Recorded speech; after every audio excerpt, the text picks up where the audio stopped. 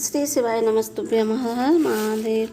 महाराष्ट्र उड़ीसा में चलने वाली कथा पानी के चलते ऑनलाइन कुबेरेश्वर धाम में सीहोर में हो रही है। आज की शिव महापुराण कथा में गुरुजी ने बिल्कुल नए उपाय की जानकारी दी है, जिसे करने के लिए आपको एक बेलपत्र, एक दूर्वा और एक कलश जल की आवश्यकता होगी, पर आप विशेष उपाय विशेष क्रम में करना है। सभी जानकारी आपको इसी वीडियो के माध्यम से प्राप्त होने वाली है।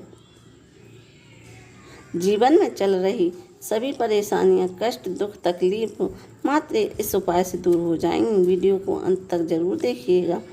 गुरुजी ने आज कुल 10 उपाय बताए हैं और सभी की जानकारी इस वीडियो के माध्यम से मिलने वाली है। अगर किसी कारण बस आप आज की कथा नहीं सुन पाए हैं तो इस वीडियो के माध्यम से आपको सभी जानकारी मिलने वाली है। आज की कथा की पहली जानकारी की ओर बढ़ते हैं। जीवन में बेटी और पिता का संबंध सबसे पवित्र संबंध होता है। दुनिया का सबसे पवित्र संबंध बेटी और पिता का होता है। दुनिया में अगर किसी घर में एक बेटी होती है, 2 या 3 बेटी होती हैं, तो वे सोचते हैं कि एक बेटा हो जाए, तो उन्हें शंकर भगवान की शिव महापुराण को ध्यान में रखना है। और शंकर भगवान की 5 बेटियां हैं। अगर आपकी बेटी शंकर भगवान को जल अर्पित कर रही है तो वह शिव की ही बेटी है। अगर आप भोलेनाथ को बढ़ते हैं आज की कथा की दूसरी जानकारी की ओर। अगर आप भोलेनाथ के अर्धकेश्वर महादेव का दर्शन करेंगे तो उसमें से आपको देखने को मिलेगा कि संपूर्ण ब्रह्मांड के लोगों को जीव जंतु का दर्शन अर्धकेश्वर महादेव के उदर में करने को मिलता है। बढ़ते हैं अगली जानकारी की। कई लोग कहते हैं क्या हम भगवान के शिवलिंग के स्वरूप का निर्माण कर सकते हैं, चेहरे का निर्माण कर सकते हैं? तो गुरुजी ने कहा कि शिव महापुराण की कथा कहती है, अगर आप शिवलिंग का दर्शन करोगे तो आप शिवलिंग में हर जगह ऐसे दर्शन होंगे। ऐसा नहीं कि सिर्फ एक दिशा में बैठकर पूजा करने से शिव दिखेंगे।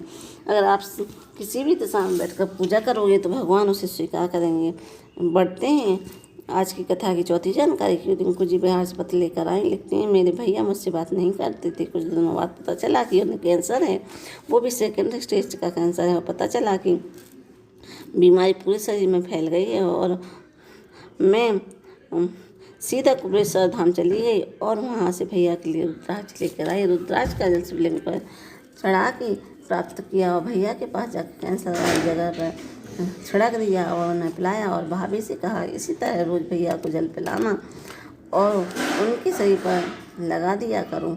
और भैया की सारी रिपोर्ट नॉर्मल आ रही हैं। उसी का आभार व्यक्त करने आए। गुरुजी ने बताया है कि शंकर की कभी अपने स्वरूप में मिलने नहीं आते। वो आते हैं तो अपने दोस्त या आपके परिवार या पड़ोसी के रूप में आते हैं। माता पार्वती और शिव के गणों को भेजकर उन्हें मार्गदर्शन देकर चले जाएंगे। परेशान हो तो रिश्तेदार, पड़ोसी और दोस्त बोलेंगे कि मेहनत करो, शिव पर भरोसा रख, कर्म करो, तेरे जीवन में तेरे दुख दर्द सब दूर होंगे। बढ़ते हैं आज की कथा की 6वीं जानकारी। चमचम जी पत्र लेकर आई बिहार से। एक विधवा नारी हूँ, मेरा एक बेटा है जिसे भयंकर बीमारी ने जकड़ लिया है। उसे ऐसी बीमारी हो गई है जिससे उसका शरीर ने काम करना बंद कर दिया है। हाथ पांव सब शिथिल हो जाते हैं।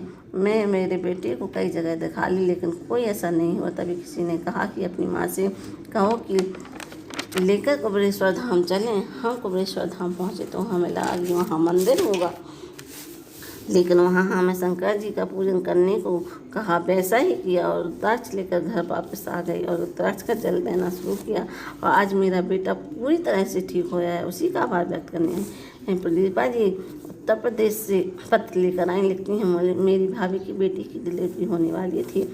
उसने सिटी हॉस्पिटल में दिखाया तो उस ब्लड की कमी बताई। उन्हें ब्लड चढ़ाया तो उसकी वजह से और तबीयत खराब हो गई। जब उन्हें दूसरे हॉस्पिटल में लेकर गए तो पता चला कि गलत पैक चढ़ गया था, जिसके कारण HIV की बीमारी हो गई।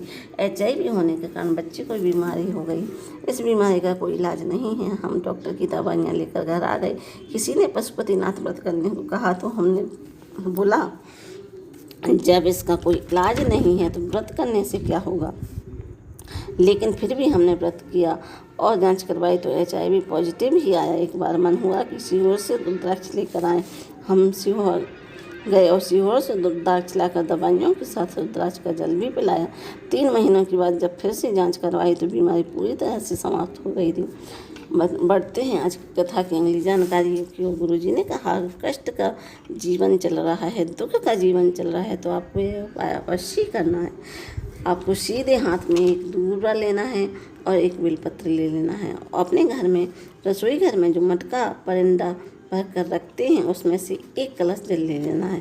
पहले अपने सीधे हाथ में एक बेलपत्र रखना है, फिर उसके ऊपर दूर्वा रखना है, फिर एक कलश जल रखना है और दोनों हाथों से स्पर्श करके अपने घर में मंदिर में बाबा से प्रार्थना करना है। बाबा बहुत कष्ट में जीवन चल रहा है, कृपा कीजिए। इसके बाद भोलेनाथ के मंदिर में जाकर पूरा जल भोलेनाथ पर अर्पित कर देना है। जल अर्पित करने के बाद आपको हाथ में जो दूध व बेलपत्र है उसे माता अशोक सुंदरी पर अर्पित करना है और जल झील कर ले आना है और अपने घर के मुख्य द्वार पर भोलेनाथ का ध्यान करके उसका सिंचन करना है। और यह उपाय आपको 7 सोमवार अवश्य करना है।